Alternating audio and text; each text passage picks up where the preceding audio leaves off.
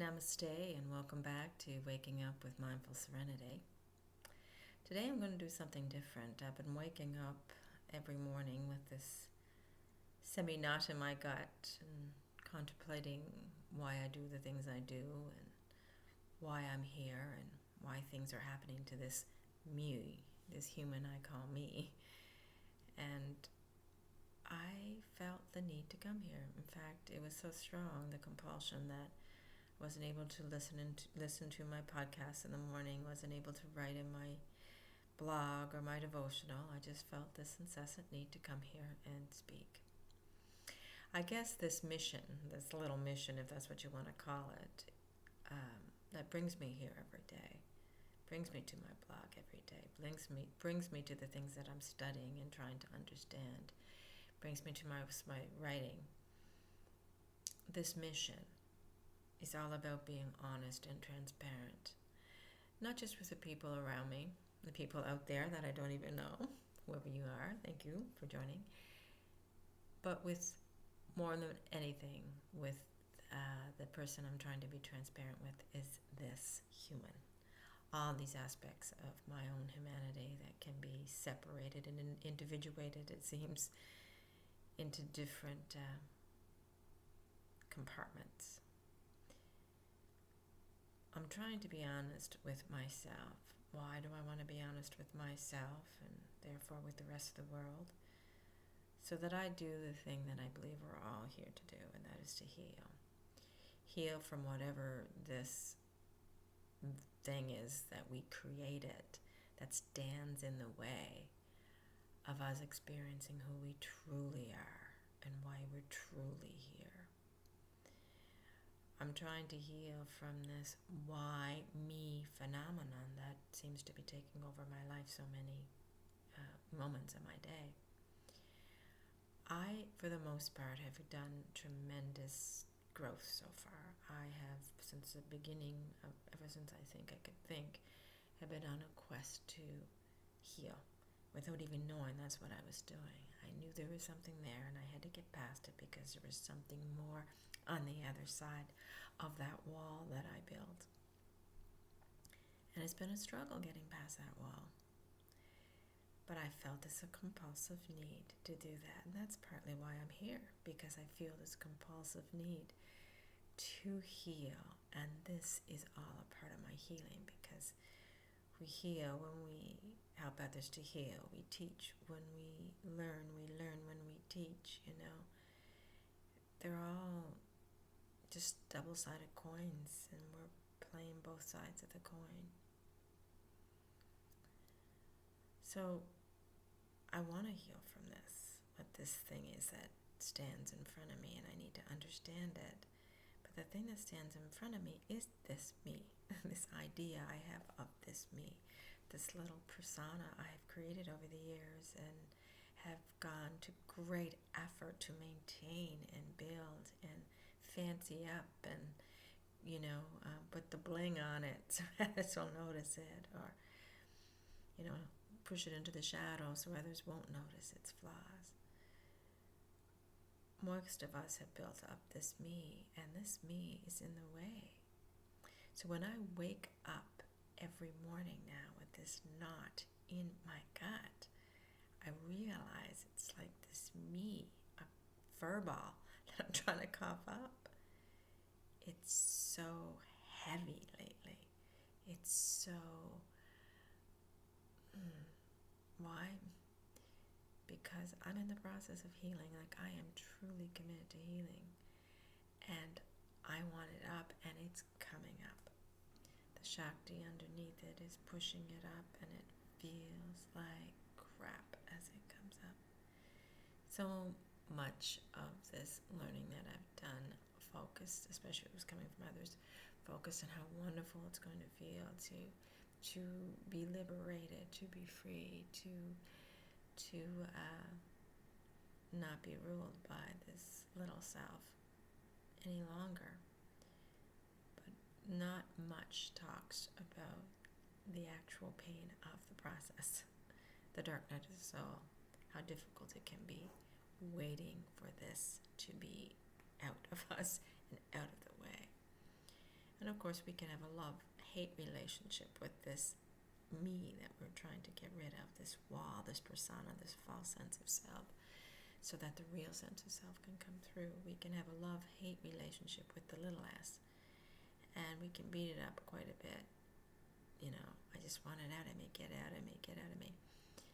Instead of recognizing the purpose it plays and how it's there to assist us to grow and how it's there for a reason and part of our journey is probably to develop this so that we can dismantle it and get back to who we truly are. I don't know what our purpose is. I really don't. I don't know absolutely anything.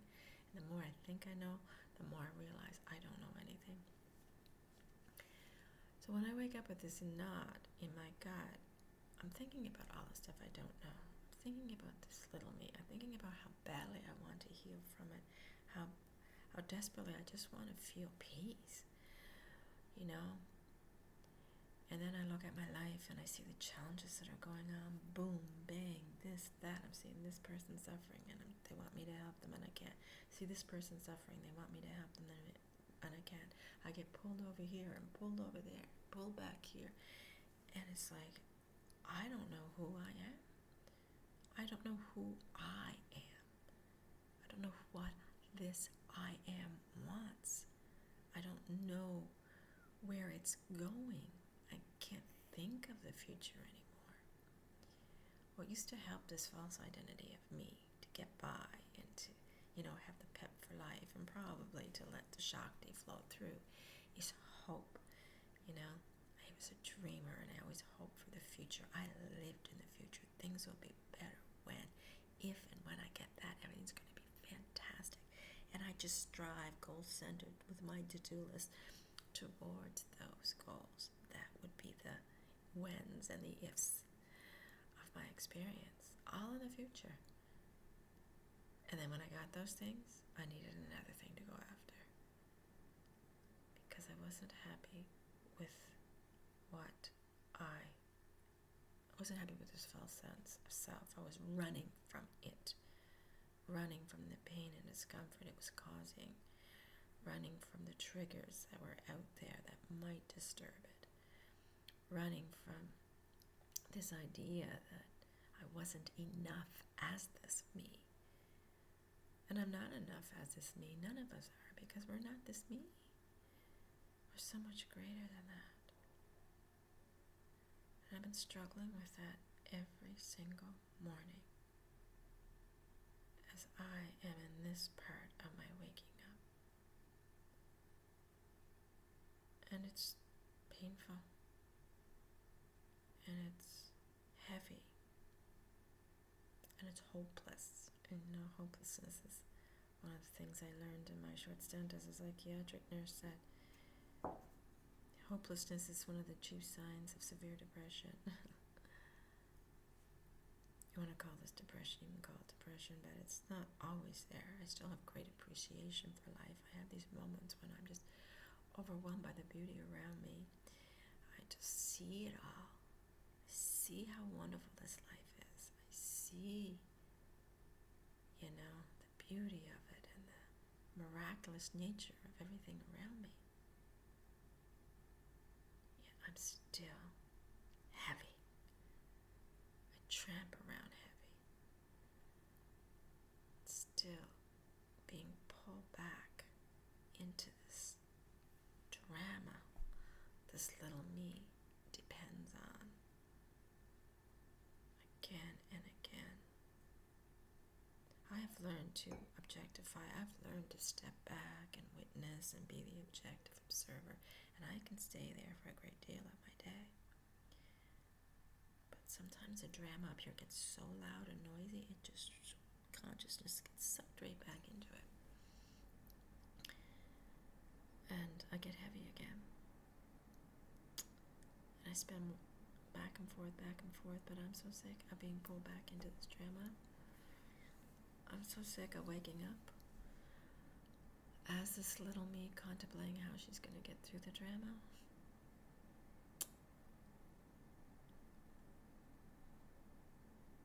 I don't understand it all. So much to know and so much to learn, so much to heal from. overwhelming at times. I am still committed, don't get me wrong. I'm not giving up. I am committed. Committed to this mission I must have, and I like to think that I did, signed up for before I even came into this incarnation. I'm not saying that life personalizes. I'm not saying that life had all these little things that are happening and these big things that are happening in there so that this little me learns. No. I don't believe life is that personal. 8.5 billion people on the planet, right? On a planet of one little solar system in one little galaxy called the Milky Way. And that galaxy is what? A galaxy among billions. Or in a solar system among millions and a galaxy among trillions. So, I know that. As I said, I can't understand why me? Why am I focusing on me? Why does me have such a hold on this self that I truly am? On this consciousness? I don't know. But it's heavy and it's depressing, I guess. At times. I wonder how I'm going to cope just with the survival needs of this human I call me. I'm just overwhelmed. It's like I don't want to do the things humans are here to do anymore. I do them half-heartedly, and I leave a lot of it out. I still make my spiritual practice the most important thing in my life, and I'm still committed to that. I'm just at this point where I don't understand anything.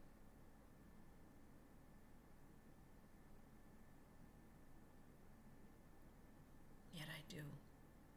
And that's the repressed. Yet I do. Yet I understand so much. I know I'm not this body. I know I'm not this personality I call me. It's just a role I play. I know that drama that I feel so caught up on is just that drama. I know my past is just a story that helped to condition who this me was. And I've disconnected from that story so much in so many ways. Yet there's core beliefs that I can't seem to access that are still there, that I'm working on accessing because I'm purifying. I know that there's oneness to life, that there's this field of infinite possibilities surrounding all of us that breathes life into absolutely everything that we see, feel, and hear. I don't know how real this is out here. I don't know how real I am in terms of my physicality, but I know who I am as essence is very, very real. I know that who you are as your essence is very, very real. What that tree is as its essence, it's very, very real because it's all the same essence.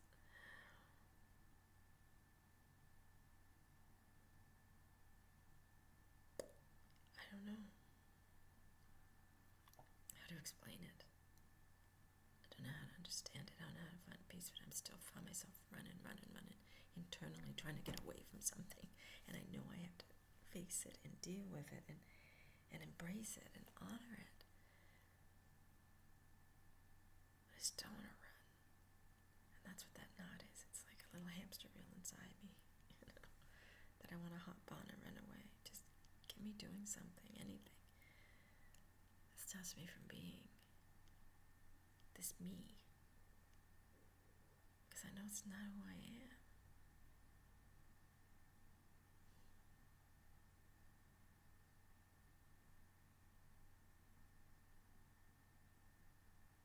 I want the world to wake up. And I want to finish this waking up process. Selfishly, as the little me, probably I just want this part of it to get done with. It's just like pull off the darn Band-Aid, do the debriding of the wounds, pull out all that stuff I have inside me that I stored. And just let me be who I truly am.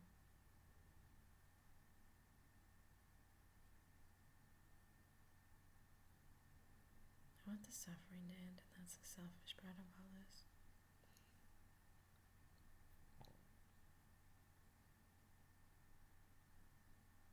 Even though it's a part of this process, this life, this thing I'm here to do, I do want it to end or diminish. It's heavy.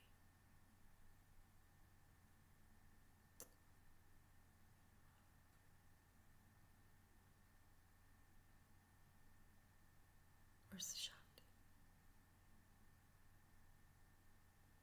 I get trickles, and I'm so appreciative of those trickles. How do I dissect this thing from me? It's in the way of the Shakti flowing. I'll go through the work. It's just like a cancer patient sometimes, when you think about it. The cancer patient could do everything. Eat right, exercise, take their medication, do the chemo. Sometimes until the surgeon goes in and removes the mass, they don't heal.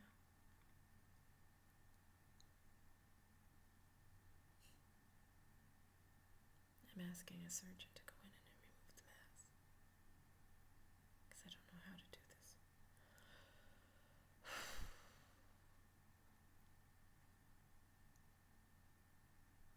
Just want to heal once and for all. This story that made this me what it is also very heavy. And I know the details of it are not important, but the emotional energy of it that I still have to start away is what's creating this malignant mass inside me, this samskara.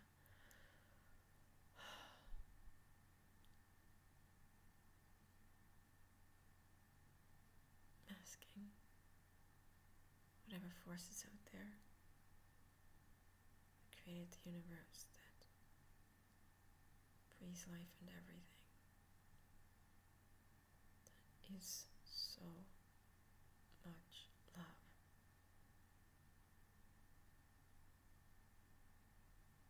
to help me remove this tumor.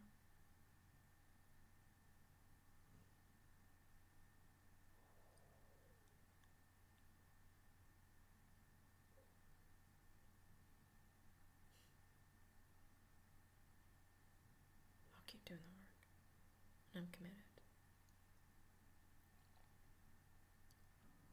But a little help from the outside would be greatly